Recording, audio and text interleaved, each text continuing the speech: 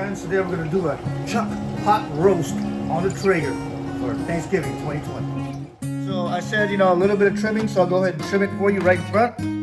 Right, this piece here, I don't know if you see that, always have what? Always have a what? Small, sharp knife, right? And always do what? Always do what? Always make sure you're going into. Look at that. I don't know if you've seen my trimming video. Right there, see that's silver skin.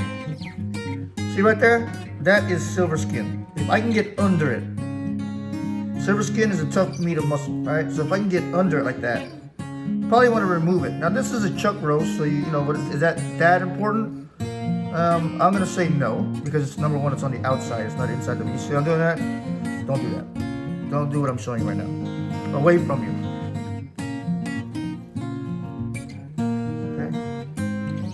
Now why is it called silver skin? Look at that. Because it's silver. Okay? Silver. Tough.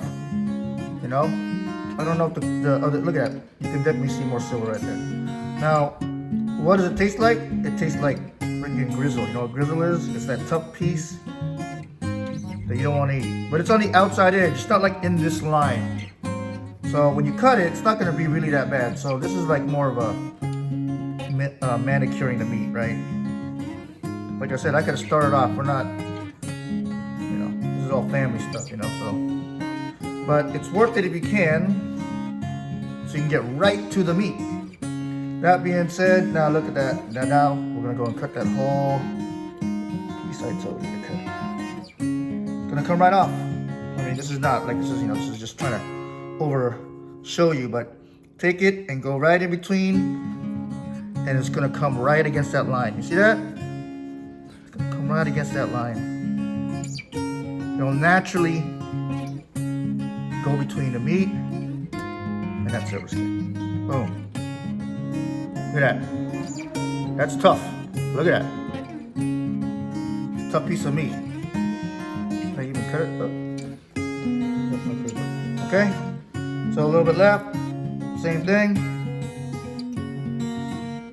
You have a sharp knife. There's a lot of sharp knives out there. Don't worry about being loose, because I'm gonna put a string around this whole thing.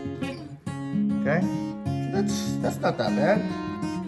Put a string on that whole thing. Why? Because look at that. It's gonna split right in the middle right there when I start cooking it. And we don't want that. Everything else feels really good. Everything else feels really good, man. What am I gonna do with this piece? Now I gotta cut that off. Put on the side. Okay, nice piece of meat. Throw this out. This on the side here. Okay, look at that. Sides are looking good, right? Okay. That's why we're gonna slow cook it, right? You're getting a piece of meat, you're gonna slow cook it, all it's gonna run around. So take a nice look at that. Take it that nice muscle right there. When I show it to you after it's done, it's gonna be all gone. All this whiteness right here is gonna be all gone, okay? Nothing you wanna look at. What is the grain, okay? So right now the grains are going this way, right? A chuck roast, where does a chuck roast sit, right? Chuck roast is like a shoulder. So, it's two pieces of muscle that are working, overlapping. Think about how your shoulder blade is, right? Not to get too technical on that. I'm not a butcher, and you can tell by this piece of meat, it's grains coming this way, and then grains coming this way. So remember that when you cut. So when I'm cutting, I'm gonna probably slice it here, and then go this way, and here, I'm gonna go this way, okay? Just so you know. All right, so I'm about to go and wrap it up, and wrap it up, I'll tie it up. You know what I just noticed, recalled, or thought about? This might be your first video watching on mine, so you're not understanding what I'm saying about cross-cutting. Because a lot of people that have been cooking for like 30 years don't still understand how to cross-cut meat, right? How to cut meat properly. And if you learn it early, good, right? But we're slow cooking this, so when we slow cook it, what's gonna happen though, it's not like when you cook a steak, you actually can still see the lines. When you slow cook, all of this is gonna look like one nice piece of meat.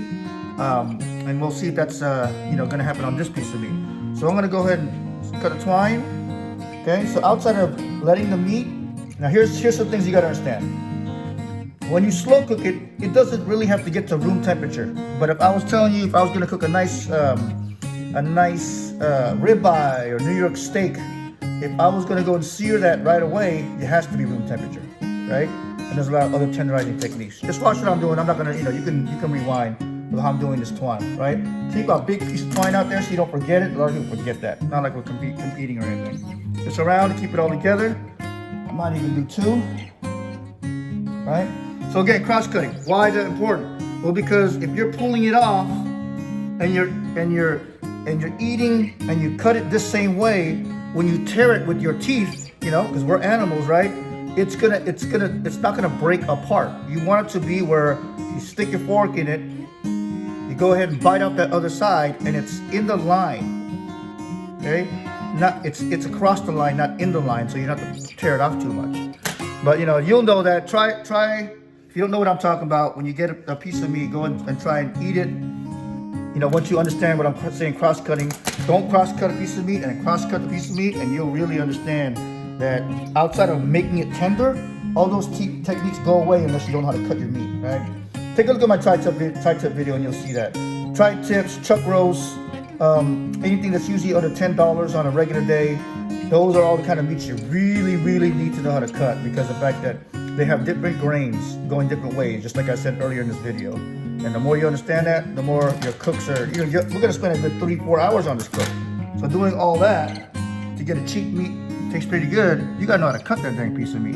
And that's what people forget. All right, cool. Take those strings off. Now I'm gonna go and marinate. See how I get that? Nice and round. It's gonna have a good, nice shape. And now I'm gonna go and create the bark. Okay, next step. Okay, now we're gonna marinate it. We're gonna marinate it with this prime beef rub. Prime beef rub. And what's in the prime beef rub? We got cane sugar, salt, spices, including rosemary. That's why I want to put it on here, because I like rosemary.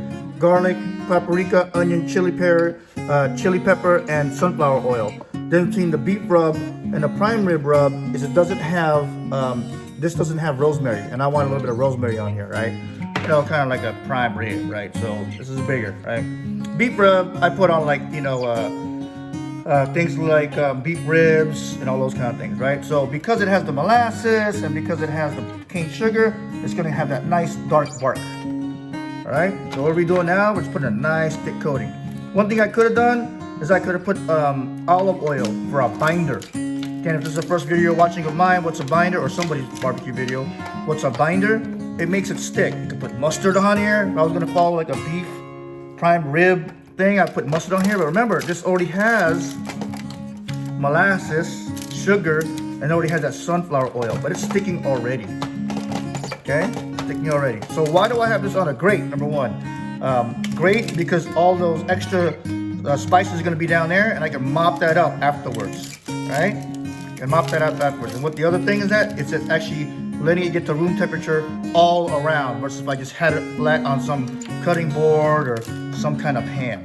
Okay, so focus on both sides. Make sure your string is a good 1/4 inch at least away from the edges. Right? Get it on there. Get it on. Get it on. Quick trip is because it is got that all that sugar and molasses and oil in there already. You got to go ahead and break it up. Don't worry about it. It's just not. It's like brown sugar. The consistency. So you got to break it up inside there. Get that going. No big deal. You didn't get a bad batch of rub. Okay. It wasn't sitting on the shelf somewhere. That's kind of rub does. Okay. Nice rub on there. Other things you might need once you get it in the grill outside of your regular pan is you might need a spritzer. You can be spritzing it with just regular water, or you can spritz it with apple cider.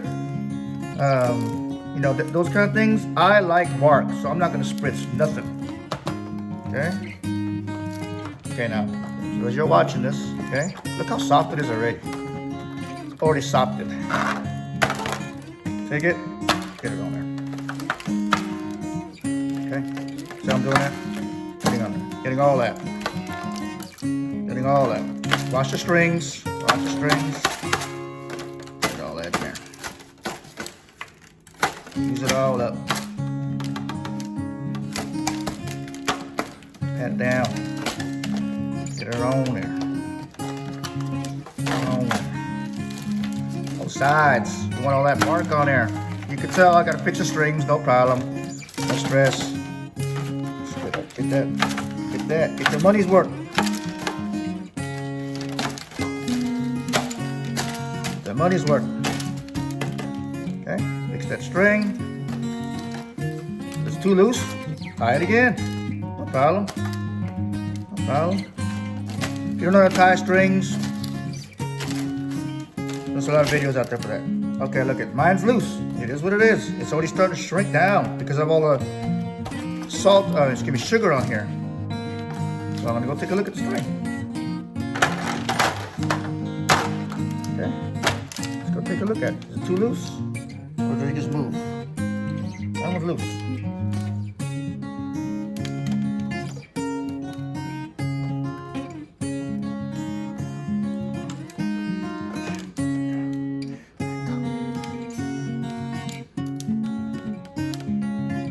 I'm good with it.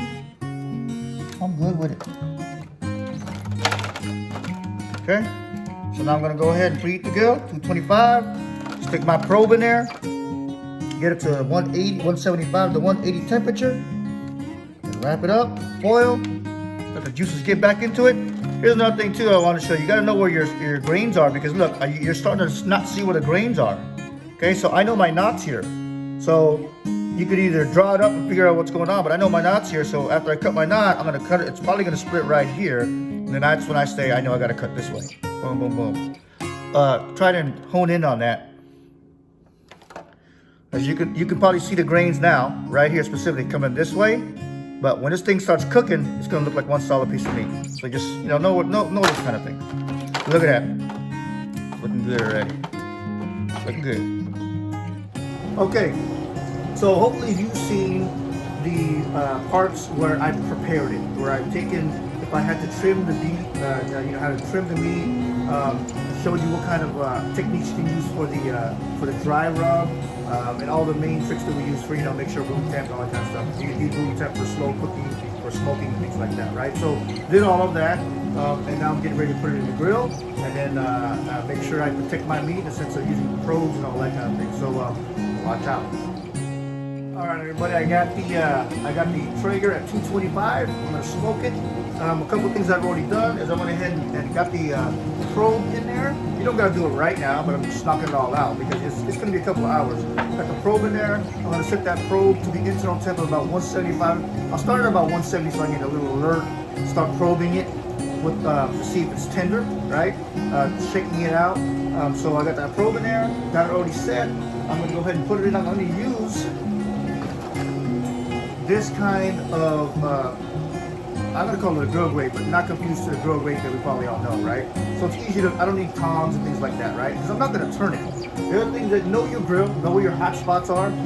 This is a Traeger Junior, so I know that the right side is the hot spot. It doesn't matter on cooks that are less than an hour, but in a 2-3 hour cook, it don't matter, right? So I'm going to go ahead and put that in there where I believe the, on the left side, okay? So you'll see that.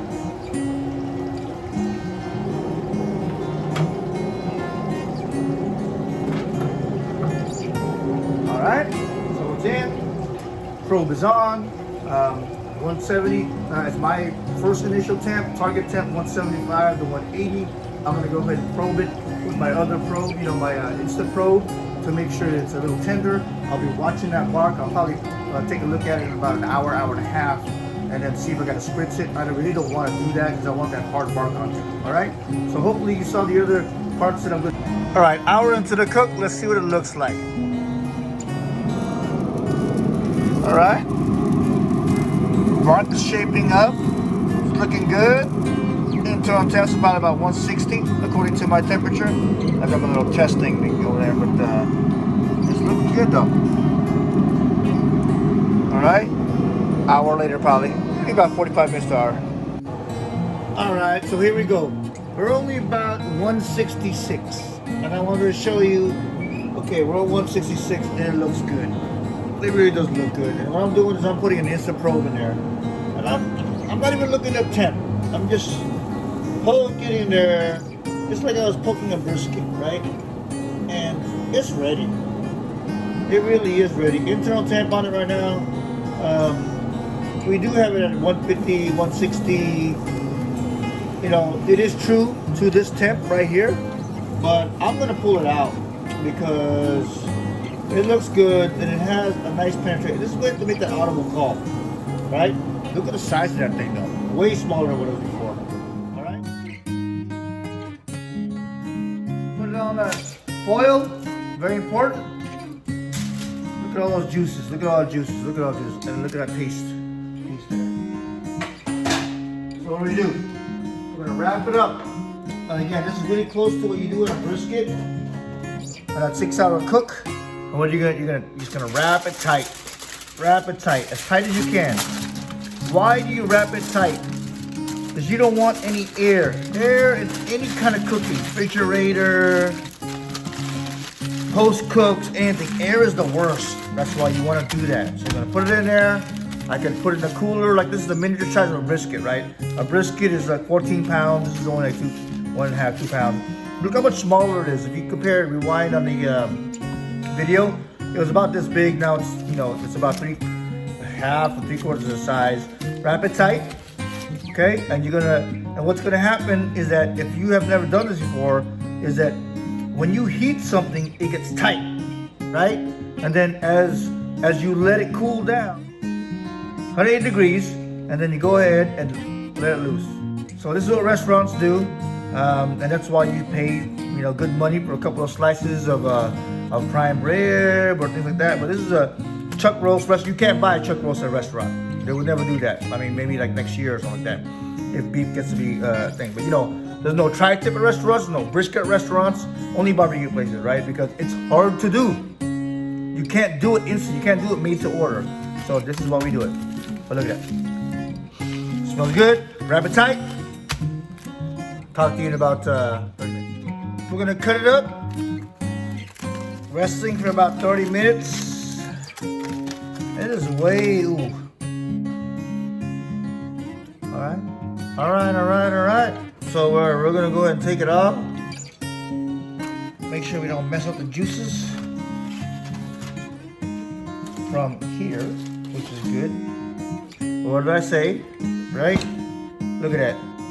Remember that big slab of fat right here? It's gone. Okay? So let's go ahead and cut through where we know where that's at. And then I'll just take a quick look at what that looks like. Alright? Aroma is freaking outstanding. Outstanding. So knowing the lines, because we said we're gonna figure out what those lines are at. Here's the ties, right? We already cut them off. We're gonna go ahead and put them to the side. Okay, put them to the side. Okay, and then we're gonna go ahead and slice real quick. So this is what I would like, a lot of fat in there. But a lot of people, they want lean meat, right? Lean meat, and what did I say? Cross cut. And this actually means this way on this one here, just because knowing the cross cut. Ooh, look at that. I'm telling you, the crust, if you can't tell right now, is freaking crazy. Alright. Color of meat. Texture of meat. Pulling it apart. A little tougher than, you know, long, it's a sour cook.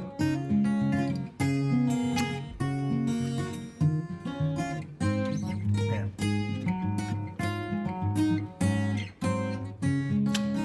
The flavor though. For a piece of meat.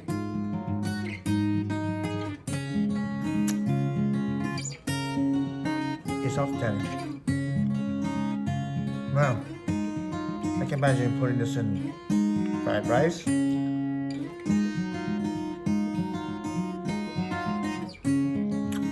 Sandwiches. It's just nice. It's a mild flavor. Not like a steak, but has a nice flavor to it. So, success. Boom.